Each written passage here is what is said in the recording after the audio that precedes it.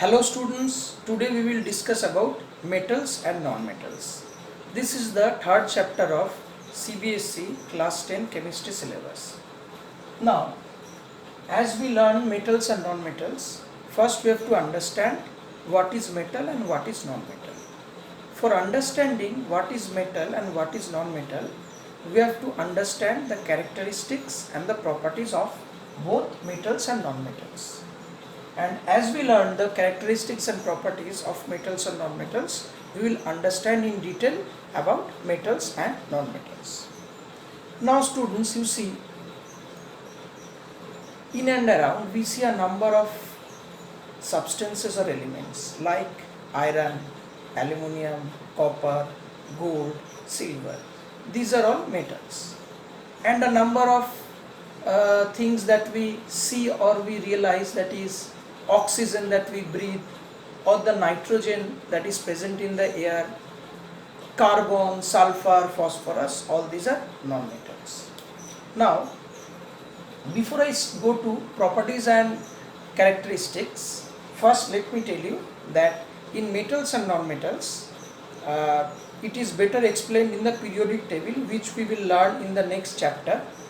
And in the periodic table, please take this in very short, because as you will be learning in the next chapter, I am not going into the details, but for your information, please know that in a periodic table, in the left hand side it is metallic character, and as we go to the right, the non-metallic character increases. That is, in a periodic table, from left to right, as we move, the metallic to non-metallic character increases.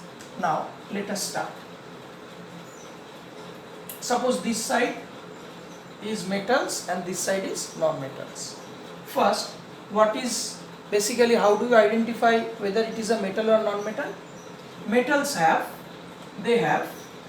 1, 2 or 3 electrons in their valence shell. That is in their outermost orbit, they will be having 1, 2 or 3 electrons. For example, I give you example.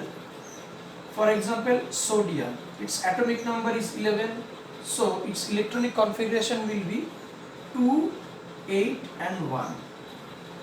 Magnesium, its atomic number is 12, so its electronic configuration will be 2, 8, 2. Aluminium, its atomic number is 30, so its electronic configuration will be 2, 8, 3. See, in all these, they have in their last shell, that is in their valence shell, they have 1, 2 or 3 electrons, and hence they are all metals. Now, non-metals have 4, 5, 6 or 7 electrons in their valence shell. For example, say for example carbon is 6, so it will be 2 plus 2 and 4. Nitrogen will be 7, it will be 2, 5. Oxygen will be 8, it is 2 and 6. Fluorine have atomic number is 9 and the electronic configuration will be 2 and 7. So the example of carbon, nitrogen, oxygen, fluorine, in all these you find that in the outermost shell they have 4, 5 or 7 electrons, and hence they are non-metals. Now the second characteristic is about their physical state. Now, when we talk about physical state, metals are usually solids and non-metals are usually solids or gases. there is an exception to metal. The exception is, this is important, exception is mercury. Mercury. You know, mercury is liquid at room temperature, although it is a metal. And non-metal, suppose gases, oxygen, nitrogen, fluorine, chlorine, all these are gases. Solid, you can say example is carbon, phosphorus, all these are non-metallic. These are non-metallic solids and non-metallic gases. Here also there is an exception, that is bromine. This is important. Bromine is liquid non-metal. So we find liquid metal is mercury and liquid non-metal is bromine, and metals are usually solids and non-metals are usually solids or gases. Now we talk about next property is luster. L-U-S-T-R, luster. What is luster, students? What is luster? Luster is the ability to show its shiny property, means the surface will be glossy, that is, it will be reflecting. So metals are usually lustrous. Lustrous means they give a very shiny appearance, or their surface may be very much reflecting. Suppose aluminium, gold, all these reflects, all these have a reflecting or a shiny surface, so we call it a lustrous. Metals are usually lustrous except lead. Except lead. Lead is dull, lead is not lustrous, and non-metals are non-lustrous. Exception is diamond and graphite. Okay, students, so lustrous property we have learnt. Lustrous is the property which show the shiny appearance of a substance, and metals are usually lustrous and non-metals are usually non-lustrous. Next is hardness.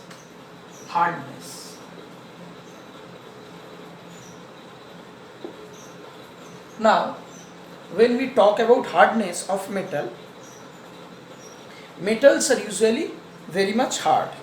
Why metals are hard? Because you know, the metals are held together by metallic bonds. The atoms are closely packed and they are held together by electrostatic force of attraction. So naturally they will be very hard. Exception is sodium and potassium.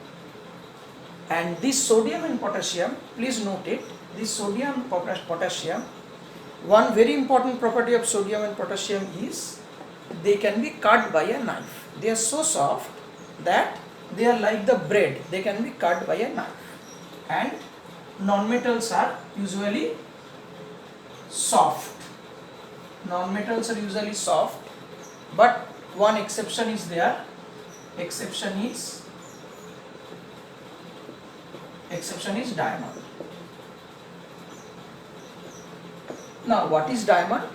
Diamond, you have already learnt in your previous classes that diamond is an allotrope of carbon, and it is the hardest known substance. Although it is the hardest known substance, this is a non-metal. Now we come to the melting and boiling point. Melting and boiling point. Students, when we talk about the melting and boiling point, we have to understand which type of substances possesses high melting and boiling point. Now you can understand, whenever the bond is very strong, what happens? It is very difficult to break the bond. So as the bonding in metal is very strong, so it is very difficult to break the bond. Hence metals have high melting and boiling point. And non-metals have low melting point and boiling point. Again there is an exception. What is the exception? The exception is carbon, boron. These are the exception. These are high melting and boiling point. And in metals the exception is mercury. The exception is mercury. Mercury has a very low melting and boiling point, unlike the other metals. Now we come to another property, that is density. Density also same thing. When you talk about density, naturally, because in metals the atoms are held together very strongly, so in a very small volume the number of atoms or molecules is more, so the density is very high. The density will be high in metals, high density. The density will be high, and in non-metals they have a low density. Exception is mercury. And already I have told you that one or two examples of metal which have which are very soft and can be cut by a knife, that is sodium and potassium. So as they are soft, their density will be low. So here the exception is sodium and potassium. Clear, students? Now students, the next property is ductility. Metals are ductile and non-metals are non-ductile. Now what is ductility? Ductility is the ability to be drawn into wires. You can see I have a wire in my hand. Inside this is an insulated wiring at the outer covering. Inside there will be wires. So the ability of a metal to be drawn into wires, long wires, that is the ductility. Now metals are ductile and non-metals are non-ductile. What is the exception over here? Exception is mercury. You know, mercury is non-ductile. Then sodium, potassium, sodium, these are non-ductile, because you know these are very soft metals and this is liquid. And ductile metals are like gold, silver, even a very small piece of gold, that is 1 gram of gold, can be made a wire of, from 1 gram of gold you can make a wire of about 1 kilometer length. So you can understand the extent of ductility. Now the next property is its malleability.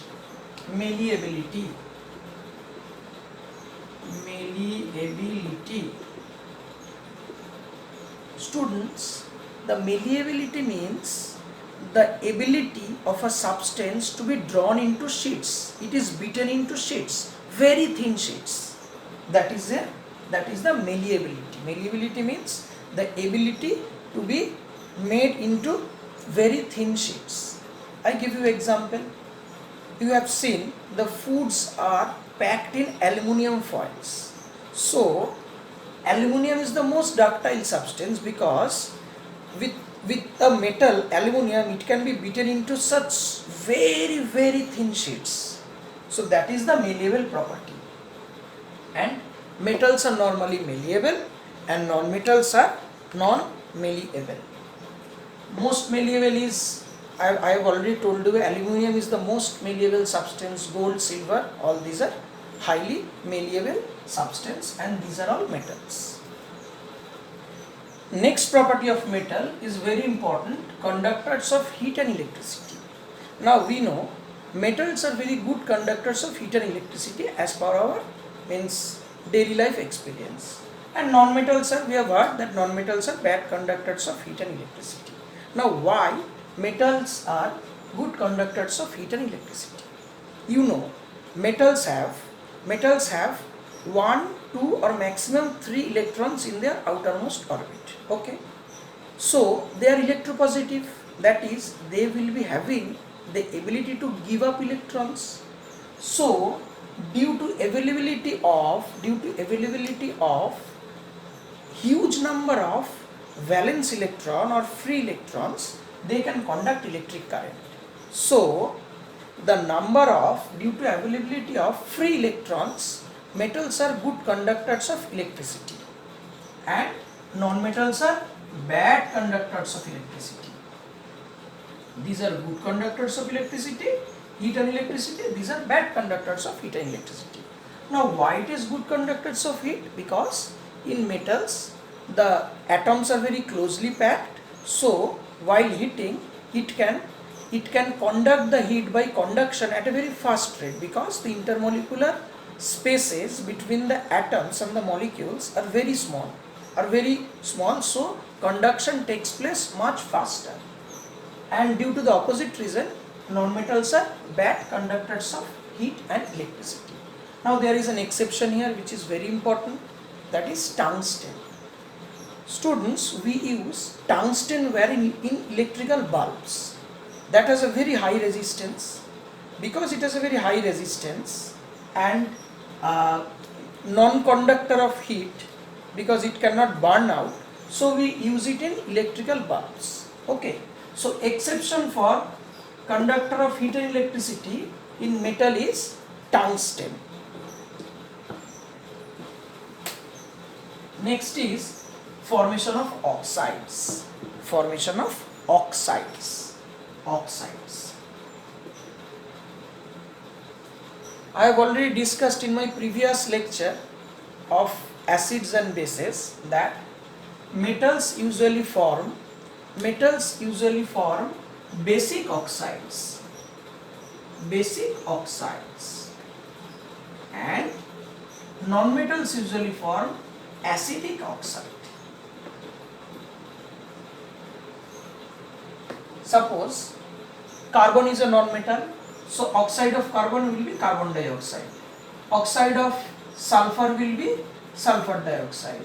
Oxide of nitrogen will be nitrogen dioxide. All these are non-metallic oxides, and you know these are acidic oxides. Okay, and basic oxides are, you know what are bases? Bases are oxides and hydroxides of metal, like sodium oxide, like potassium oxide, like magnesium oxide, like zinc oxide. So all these are metallic oxides and they are basic in nature in general. Also in metals there is another type of oxides which we call amphoteric oxides. Here, that is amphoteric oxides.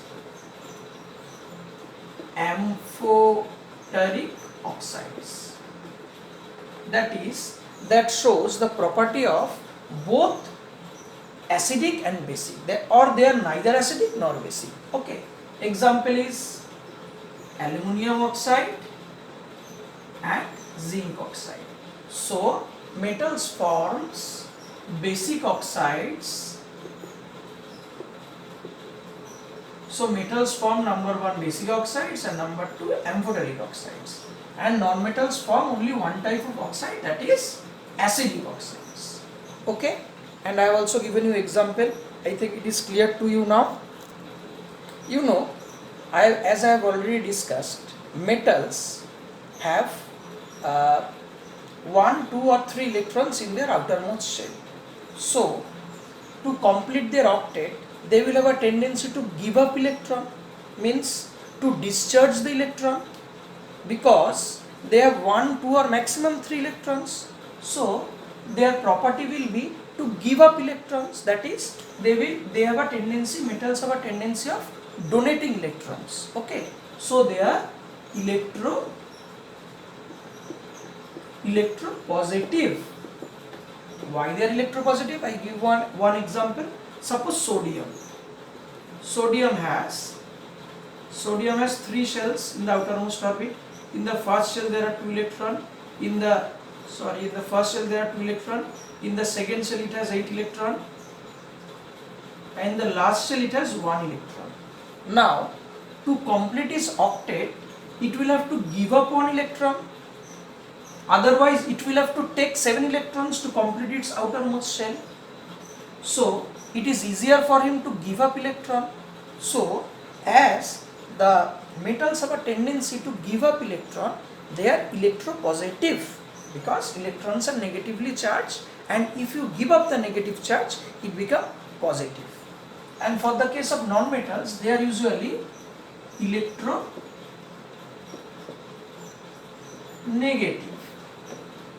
Suppose halogen metals, halogen non-metals, halogens, fluorine, chlorine, bromine, iodine. These have, in the outermost orbit, they have 7 electrons in the outermost orbit. So, to complete its octet, that is, to fill up its outermost orbit, it has to take 1 electron from outside to make it 8, rather than giving out all the 7. Which one is easier? The easier one is to take 1 and complete its outermost shell with 8 electrons. So, as they have the tendency to accept electrons towards it, these are always electronegative. Students, this is all about the characteristics of metals and non-metals. And another characteristic I will just tell you, that is, in vapor state, metals are usually monoatomic, that they have only 1 atoms, and non-metals are polyatomic, that is, they have 2, 3, 4 atoms. They are made up of atoms. Suppose chlorine is Cl2, it is diatomic. Suppose ozone, O3, this is triatomic. Suppose phosphorus, P4, that is tetraatomic. So like this, these are non-metals are polyatomic, that is, they contain more than 1 atoms, and metals are usually monoatomic in their vapor state. Hello students, this is the second part of my lecture on metals and non-metals, and in the last part we have discussed about the characteristics of metals and non-metals, and in this part we will discuss how metals reacts with water. What is the reaction of metal with water? Now, before we go to the reaction, first we have to learn a very important thing, that is the reactivity series of metals. This is the reactivity series. Now, I have written some of the metals. This is as per the reactivity series. First is potassium, sodium, calcium, magnesium, aluminum, zinc, iron, lead, hydrogen. Then copper, mercury, argentum, gold, platinum. Okay, so this is the reactivity series. Accordingly, these are arranged. Now, I understand it is very difficult for you to memorize this reactivity series, because it's not normally possible to remember all these, means all these metal one by one. So I will give you a short trick so that you can remember it very easily. Students, you have heard about Kamal Nath. Kamal Nath was the ex-chief minister of Madhya Pradesh. So the trick for remembering this is, Kamal Nath का माँ आलू जरा फीका पकाता है. Again I tell you, Kamal Nath का माँ आलू जरा फीका पकाता है. K for Kamal, N for Nath, Ka is Ka, A magnesium for Ma, Al for Alu, Z for Zara, Fe for Fika, lead, PB for pakata and H for hai. So you have to only remember this line, Kamal Nath ka ma, alu zara fika pakata hai. It will be easier for you to remember the reactivity series, all the metals above hydrogen. Now, after hydrogen comes Cu, Hg, Ag, Au and platinum. For this you have to remember, for this you have to, let me check whether I have written it correctly.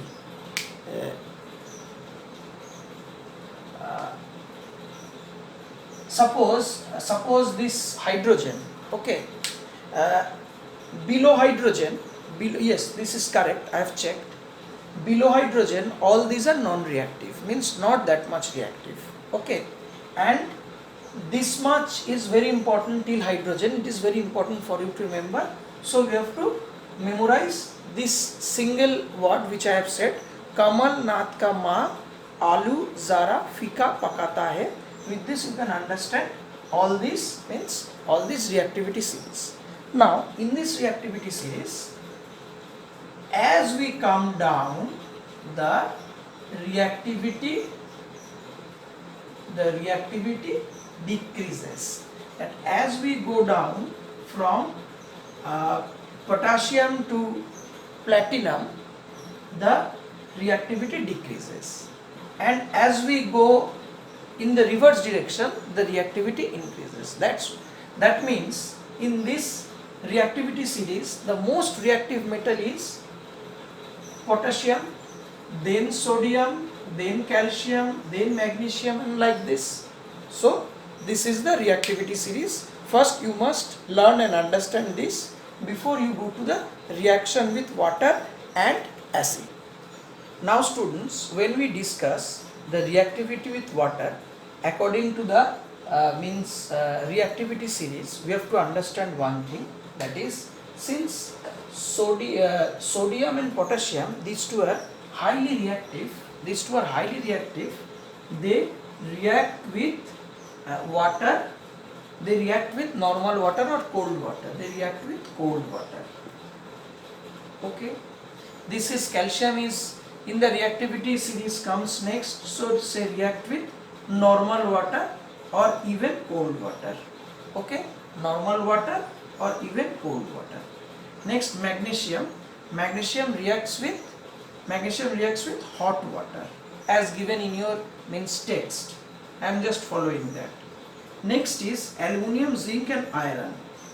These three are not so reactive, so they react with steam.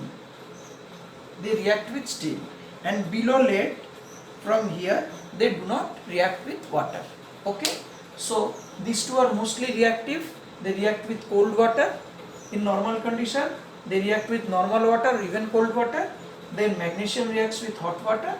Aluminum, zinc and iron may react with steam. Now sodium react with water to form, calcium react with water to form calcium hydroxide and hydrogen gas, and sodium react with water to form same sodium hydroxide and water.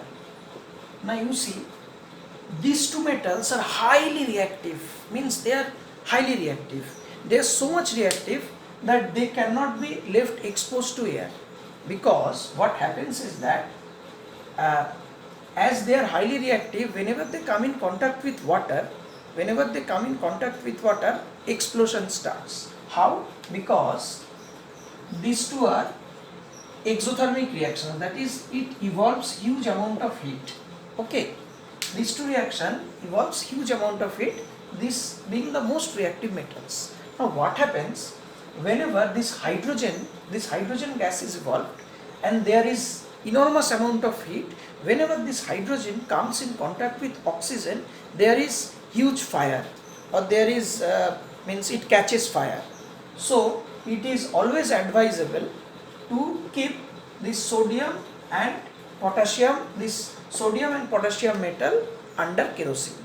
They are stored under kerosene because they cannot be kept exposed to air, normal air, because they are so reactive that they may even react with the water vapor present in the air and produce a violent explosion or may catch fire.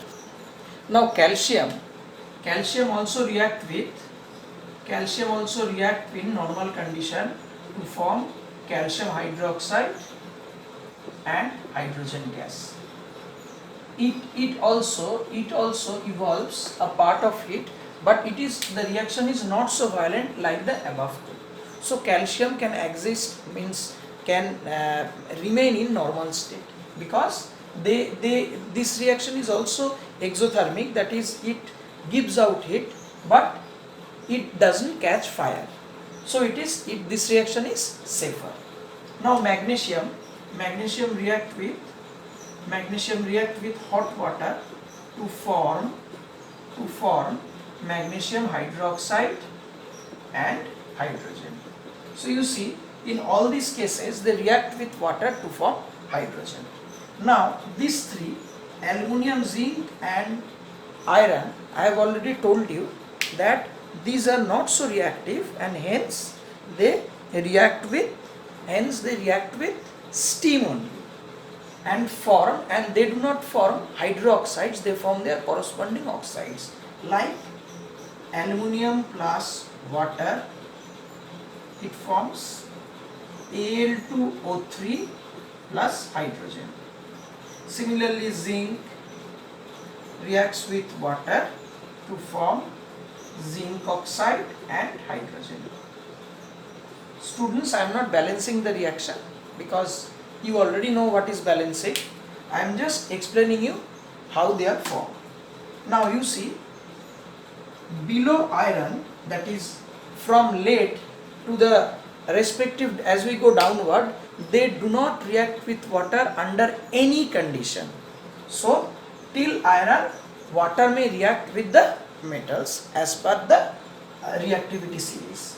So I have explained you. Please go through it and take down the reactions. Students, now we will discuss reaction of metals with acids. We have already learnt about the reactivity series. Now you see, in the reactivity series, all the metals that lies above hydrogen, that is, it lies above hydrogen, they react with dilute mineral acids to evolve hydrogen gas. So here metals plus dilute mineral acids is equal to salt plus hydrogen gas.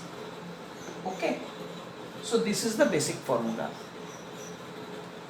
This happens, and in the reactivity series, from hydrogen, as we go up, means as the reactivity increases from the most reactive to hydrogen till lead, it reacts with acids to evolve hydrogen gas. Below it, there is no reaction. Now I take 2 or 3 examples, but before taking the example, let me tell you, these two being the most reactive, we do not go for any reaction directly with these two metals. As I have already explained, explosion may take place due to high reactivity. Suppose I take example of magnesium, Mg plus H2SO4, that is dilute sulfuric acid, we get MgSO4 plus H2 gas. Next, suppose if it reacts with hydrochloric acid, HCl, we get magnesium chloride plus hydrogen gas. Suppose zinc reacts with sulfuric acid to form zinc sulfate and hydrogen gas. Suppose same zinc when reacts with hydrochloric acid, it forms ZnCl2, zinc chloride plus hydrogen gas. Okay, so like this the reaction occurs, that whenever it reacts with the dilute mineral acids, it forms the corresponding salts and evolves hydrogen gas. For example, aluminium when reacts with sulfuric acid forms aluminium sulfate and hydrogen gas. Aluminium when reacts with, I write the reaction with of aluminium, Al plus H2SO4 is equal to Al2SO4 whole 3 plus hydrogen gas. I am not balancing. Al plus HCl is equal to AlCl3 plus H2. So you can write this equation that whenever the formula is same, whenever metals react with a dilute mineral acid, it forms the corresponding salt and evolves hydrogen gas. Now students, you may ask me why I have given the reaction of sulfuric acid and hydrochloric acid and why not nitric acid. Please remember, this is a very important question, that nitric acid cannot evolve hydrogen gas because nitric acid is a very strong oxidizing agent, so it supplies oxygen to hydrogen and forms water. That is the reason why we do not use nitric acid, or nitric acid cannot evolve hydrogen gas, being a very strong oxidizing agent. Now another question for your objective point of view, do nitric acid never evolve hydrogen gas in reaction with any metals? Yes, nitric acid evolve hydrogen gas on reaction with only magnesium and manganese, provided the nitric acid is 99% dilute, only 1% concentrated. Okay, so magnesium and manganese can only evolve hydrogen gas when it reacts with 99% dilute nitric acid. So that's all about this chapter. In the next part I will explain ionic bonds, electrovalent bonds and its properties. So thanks for watching my video. I will be posting the next part within a very short day, so keep watching my video. Thank you.